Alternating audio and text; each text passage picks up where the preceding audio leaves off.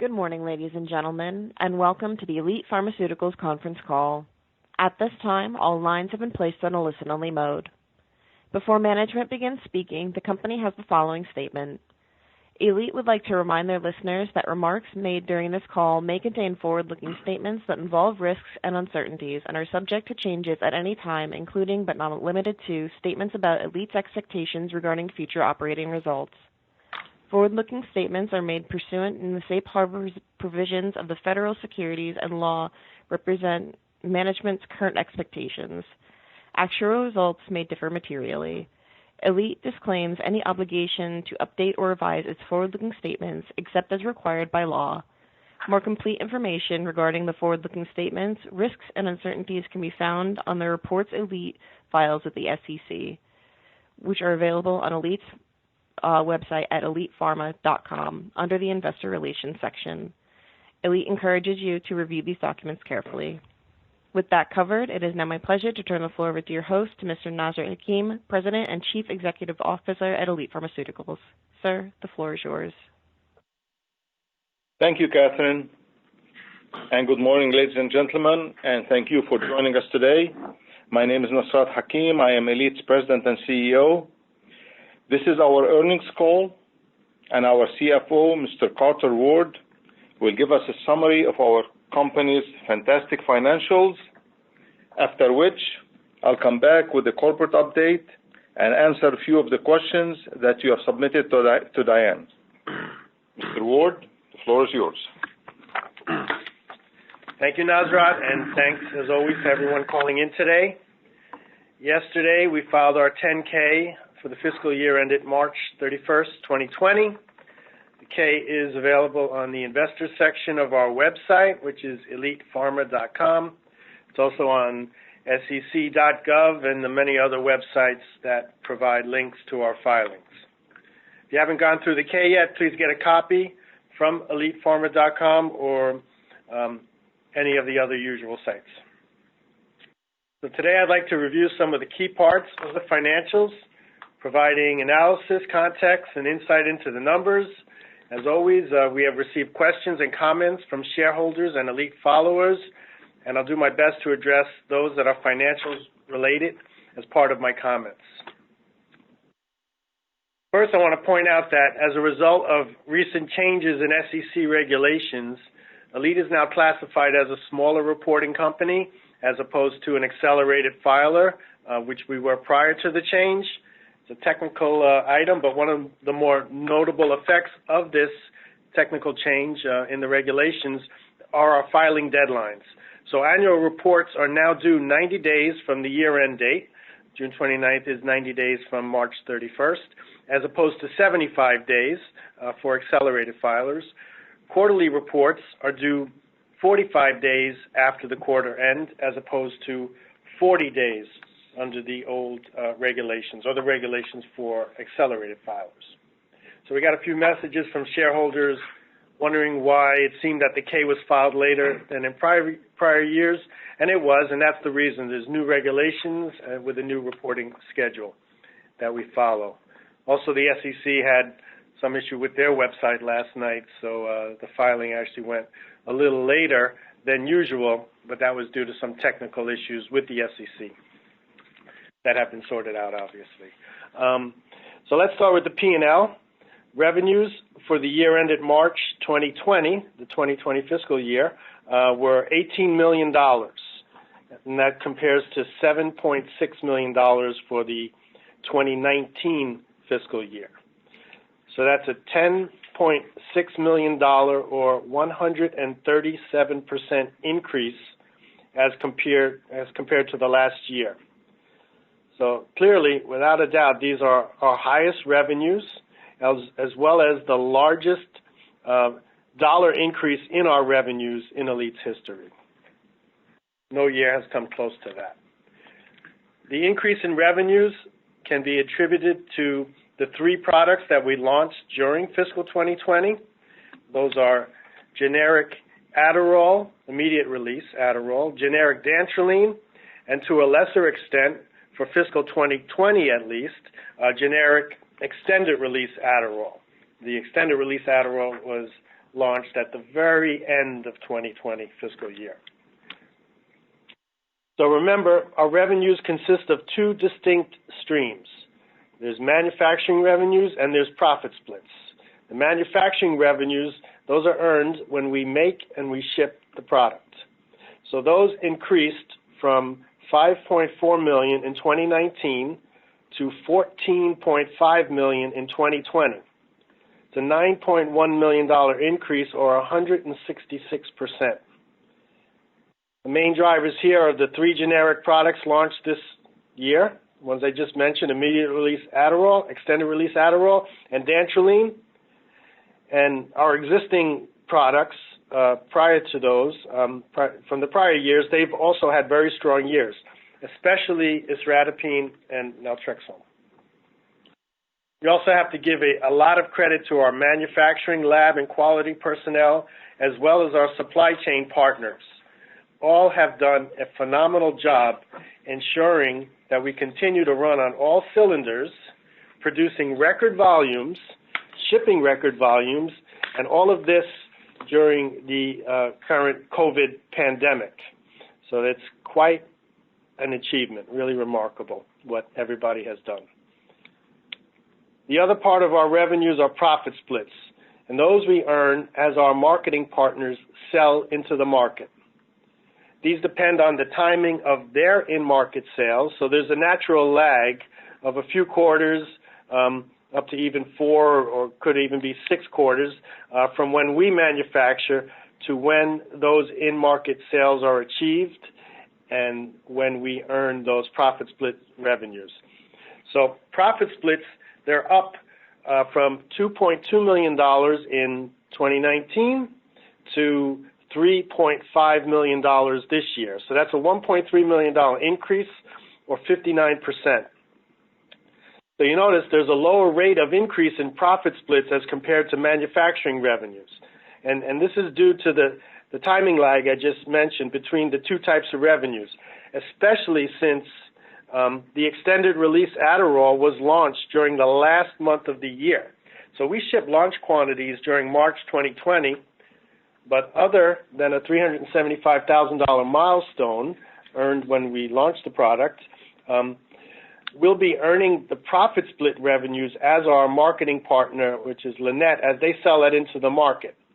So it takes a few quarters after the product launch for the profit splits to start coming online. So immediate release Adderall and dantrolene were launched earlier in the fiscal year, fiscal 2020. So they've already started to positively impact on profit split revenues. Amphetamine, the Adderall extended release, has not yet impacted profit split revenues because they were launched right at the end of the year, but we do expect additional contribution from the extended release Adderall as those profit splits start to come online over the next few quarters. So you put the increases in both manufacturing revenues and profit splits together, and you get total revenues going up from $7.6 million to $18 million in a single year. So before moving on, I think it's important to keep in mind that extended release Adderall has just been launched, and the immediate release version of Adderall, as well as dantrolene, they're both relatively new in the market. Our marketing partner has done a great job with all of these products, but there's still room for growth in the future. So moving down the P&L, we come to research and development expenses, which went down from $7.6 million last year, 2019, to $5.5 million this year, fiscal 2020. That's a $2.1 million decrease, or 28%. As I've always said, there's two things to always keep in mind when it comes to R&D expenses. First is that R&D is the lifeblood of any pharmaceutical company. A large part of the $7.6 million that we spent in 2019, they went to the products that were launched in early 2020, and part of the $5.5 million spent this year in 2020 also went to the product that we launched at the very end of fiscal 2020. So we need to spend money anywhere from 2 to 3 years before we get the revenues. That's what happens with everybody, and our financials clearly show this. The other thing to keep in mind with regards to R&D expenses is that what you spend it on is just as important as the amount spent. Just because R&D spend has decreased, it doesn't mean that our efforts and R&D activities have also decreased. Certain product development activities, such as clinical trials, they cost more than others. Changes in amounts spent are often a result of the nature and the specific cost of the activities engaged in during a particular period, and that's the case with us. Our R&D efforts continue at the usual levels, and we expect costs to fluctuate going forward based upon the nature of the specific activities conducted. So in summary, fiscal 2020 was a milestone year for Elite. We launched 3 important products during the year. We achieved record revenues that greatly exceeded any prior year. And most importantly, the revenues have been earned from growth in existing products and from the introduction of new products, all of which are showing signs of continued consistency and further growth. We achieved a significant improvement in our financial condition during fiscal 2020. Last year in fiscal 2019, we had a going concern opinion, which we don't have this year, but there's still significant competitive and regulatory challenges faced by us and everyone in our industry. Those remain.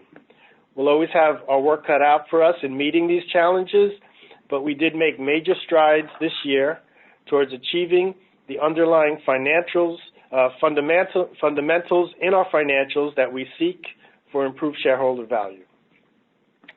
So now our Chairman and CEO, Mr. Nasrat Hakim, would like to give an update and his comments. Thank you, Carter. What a difference a year makes. An increase in revenue from 7.6 to 18 million is a solid step in the right direction. Becoming profitable enough to support an R&D pipeline would get us to the right destination. That is where we want to be. An essential part of growth is to also hold on to what you have.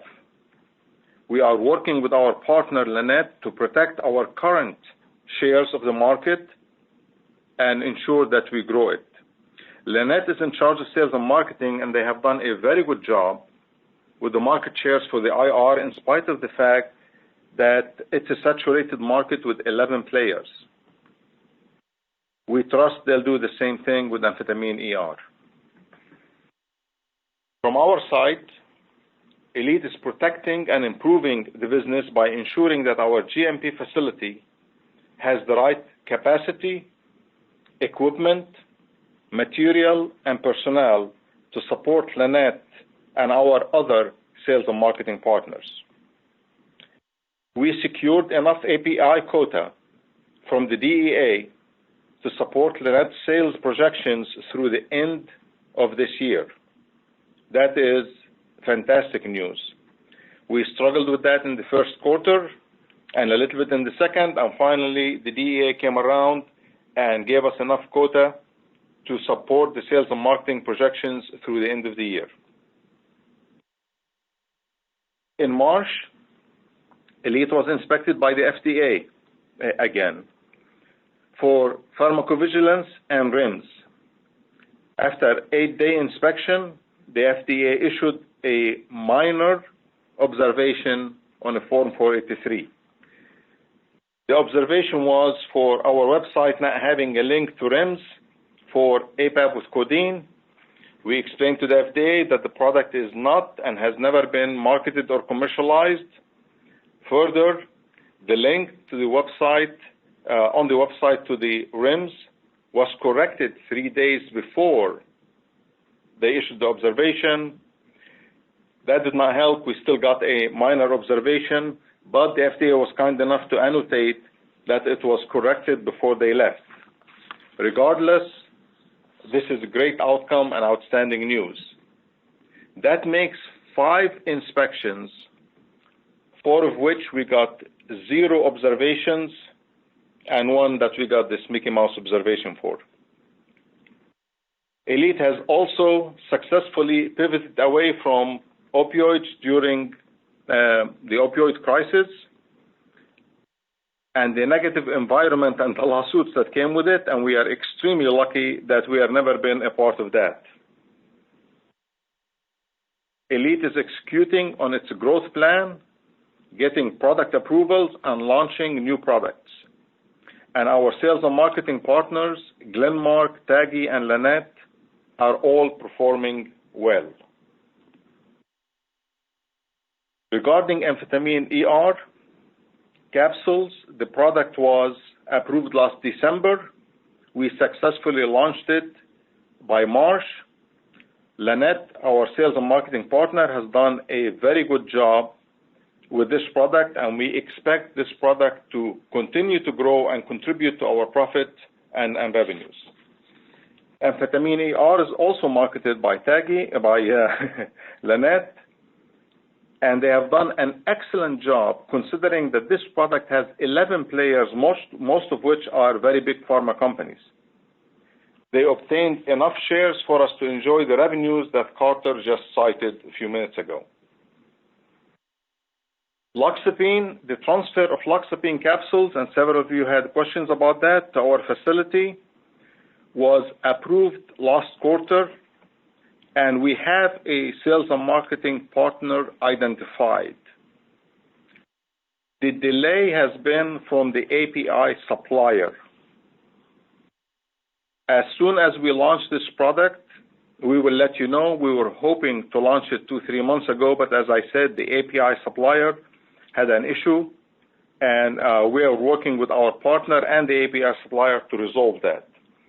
This is a product that has an IMS data of $5 million, and there are 4 ANDAs approved, including ours. Loxapine is on the FDA's product shortage list. The antibiotic tablets, ANDA, this product was developed and filed with our partner Sungen. As per the agreement, the ANDA will be in Sungen's name. We received a complete response letter with a minor designation.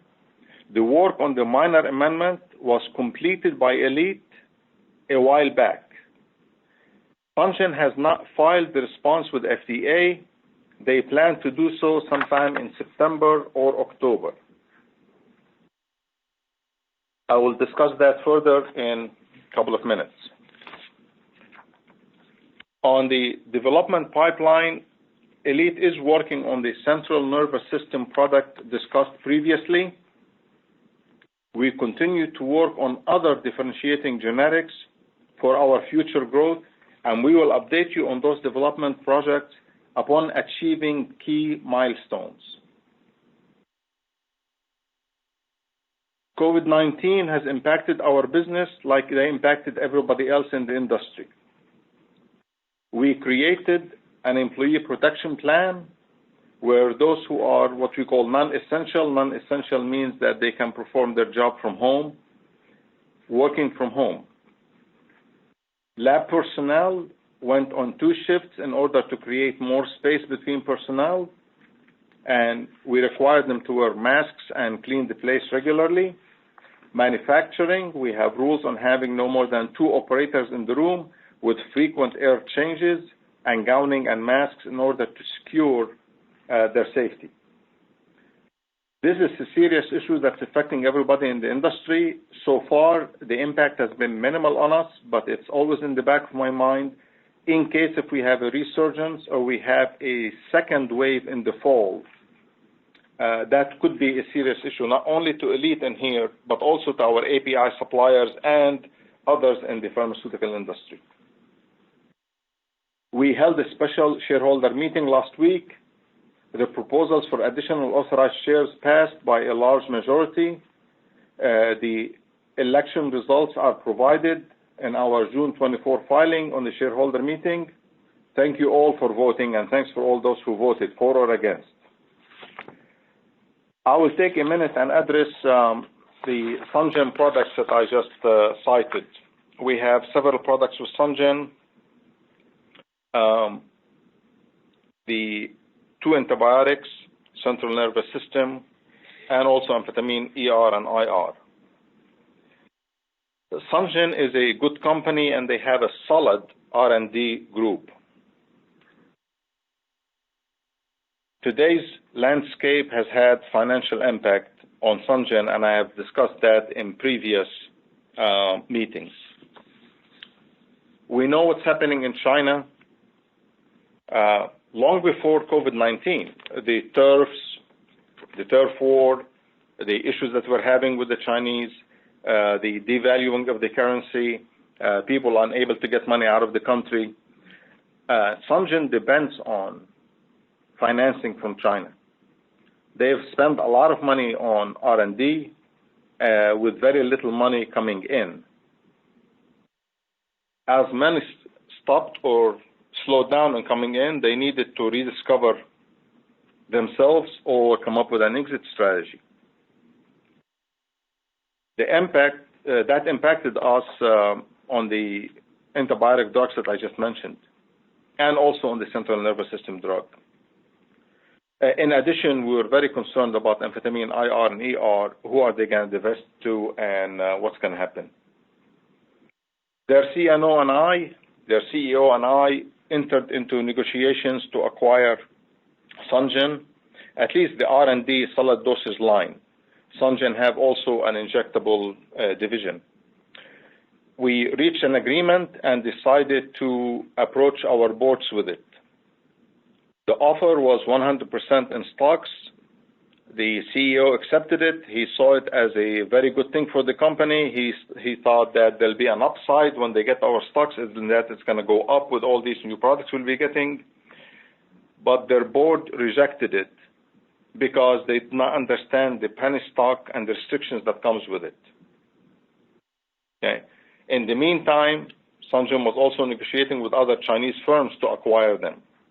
We had the first shot at it, and the board did not accept a 100% stock offer. They offered Elite to buy amphetamine IR and ER, but insisted also on 100% in cash. Called a board meeting. Mr. Ward informed us that we cannot afford to spend that kind of money on new products. We do not have it, and we cannot raise it. After Elite rejected the offer, that's how Mika ended up with the ANDAs by stepping in. It is my hope that eventually Elite will end up with these 2 products. A question from the stockholders as why there was no 8K. And the answer is simple. This transaction was between 2 privately held companies after Elite was given the right of first refusal and rejected the offer. Further, there is no impact on Elite. The impact on Elite really for this transaction is 0. All Mika did is step into Sungen's shoes. That's it. That had no impact on Elite whatsoever. As a matter of fact, there are positive impacts on Elite that I will not go through in here today. That did not require an 8K, but we did publish this event as a part of our 10K. We included it in detail in our 10K.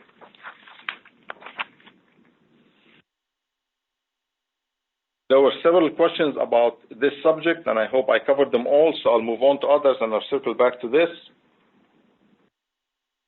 The questions really were coming in up till just a few minutes ago from Diane because of the delay in the SEC. Yesterday they had some technical issues and they could not get the 10K out, so every question Diane gave me up till the last second, I have tried to add it to my presentation, group it with others, or address it separately. The first question is, please explain the filing timeline, and Carter just went through that, the accelerated filing and the status on all of this. There's no need for me to repeat all of that. Can you provide guidance for Q1 2021, which is this quarter? Please provide some type of forecast for the next few quarters, as we haven't had much information the last 5 months. I will share with you what I know, and that is the quarter ending today, we will hit 7 million in revenues, and that quarter would not have any profit splits from the ER. Is that right, Carter? We don't see any profit splits this quarter? No, there should be some. Yeah, very minimal because of the launch. Okay. So the quarter will, ending today, we will hit 7 million.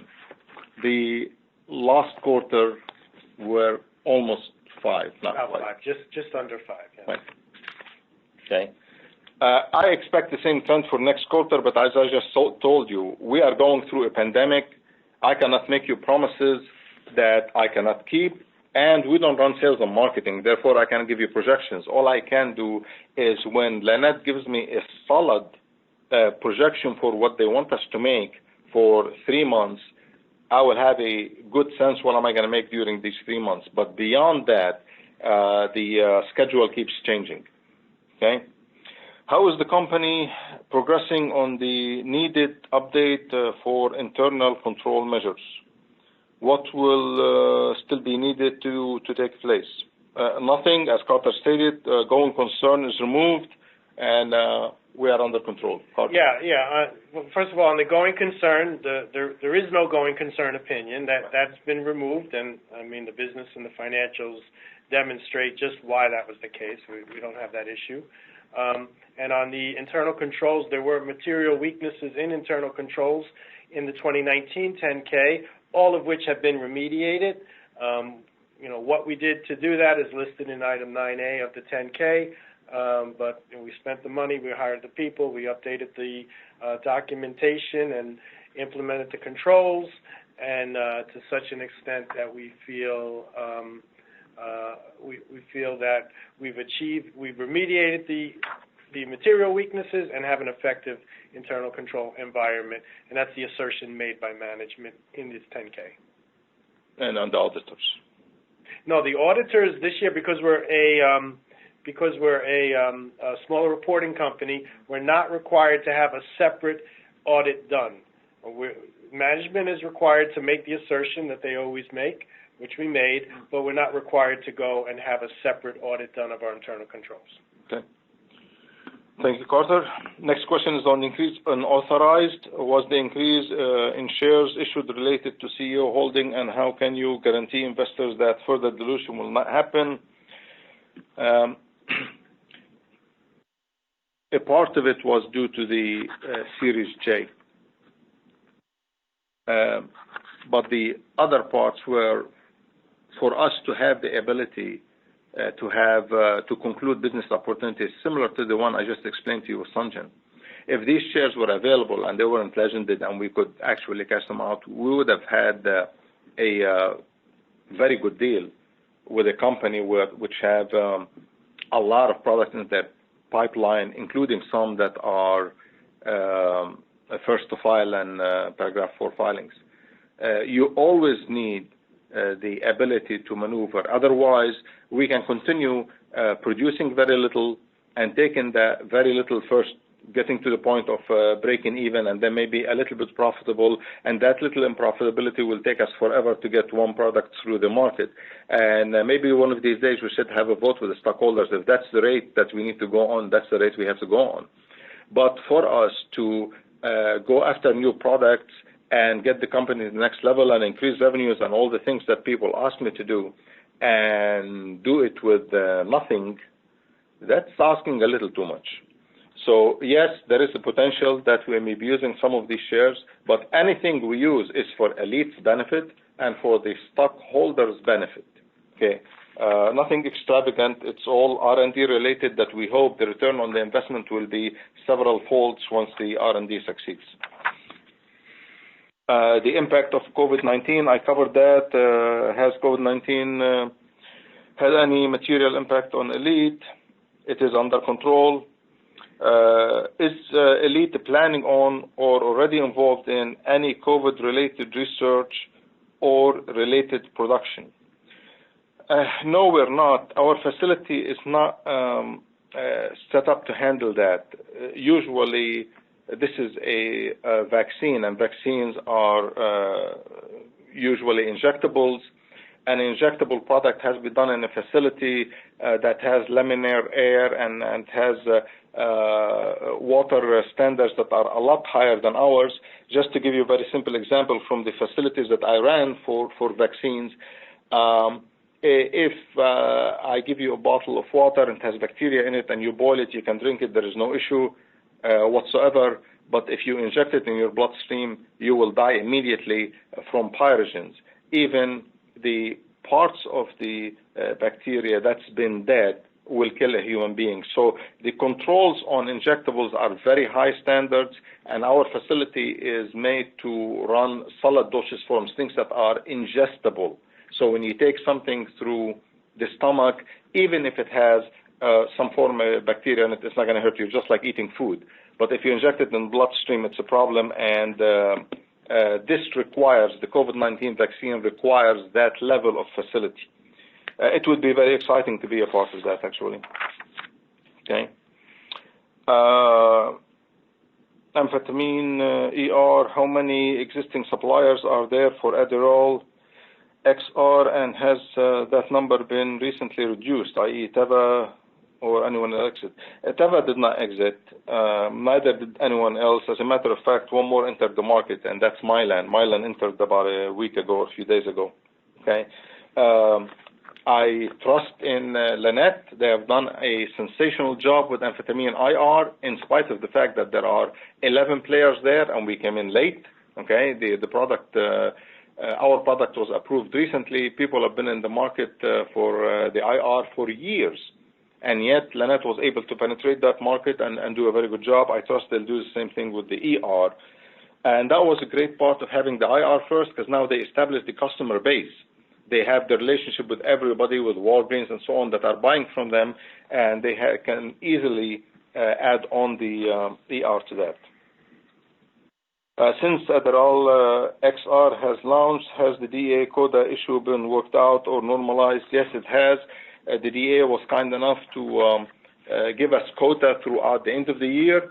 Now, that doesn't mean I have product. I need you to understand that. Quota means they allow me to buy it. Now I have to work with the API supplier, whom they all want upfront cash, and the product is extremely expensive, and buy that, bring it in-house, test it, and then make a product from it, then send it to Lannett, and that's transfer price. 30 days later, they pay us. So there is a lot of money that is tied up in working capital when you do something like this.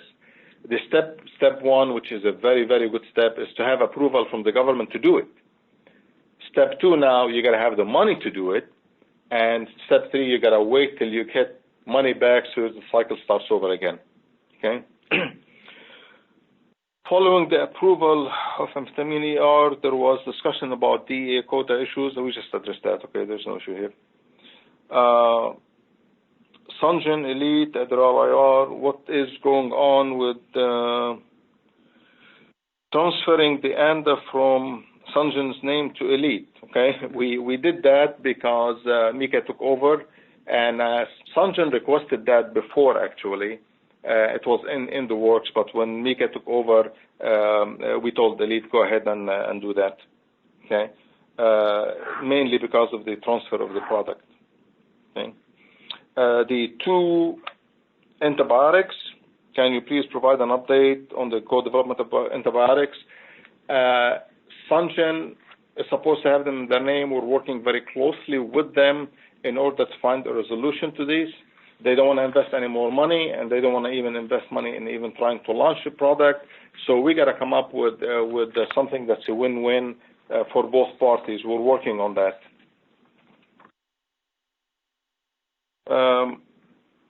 CNS ANDA.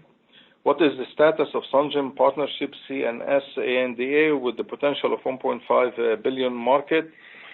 as it would require a bioequivalency trial before submitting, and we were led to believe this effort was on the front burner. Why the delay?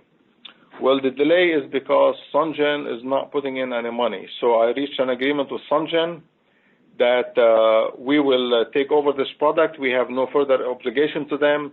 We are going to develop it to a point where we can run a clinical trial, and it will be 100% Elite's product. We're separating ourselves from Sungen.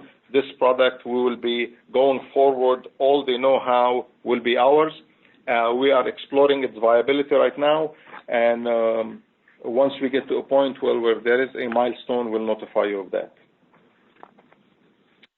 Loxapine, update on Loxapine launch. We just did that. Last question. In September 2019, the FDA issued a notice seeking input on the development and evaluation of abuse deterrent formulation of central nervous system stimulus. Can Elite ART technology be applied to its CNS product? That's a very good question, and the answer is yes. Our technology works on all the products that affect the brain function, especially the pleasure area. It even works on alcohol, okay? But this would require a rich partner. It's not an easy project. It costs a lot of money. You know how much money we spent on SequestOx and on development of the ART technology. We do have the technology. We can do it. We just need the resources, whether we raise the money internally or we find the partner that does that. This was the last question, and that concludes this meeting. We will meet again in 6 weeks. Yeah, I think August 14th is the next filing date, so I got to see what days it works out. So in about 6 weeks, we will meet again. Have a wonderful day, everybody. Thank you, ladies and gentlemen. This does conclude today's conference call. You may disconnect your phone lines at this time and have a wonderful day. Thank you for your participation.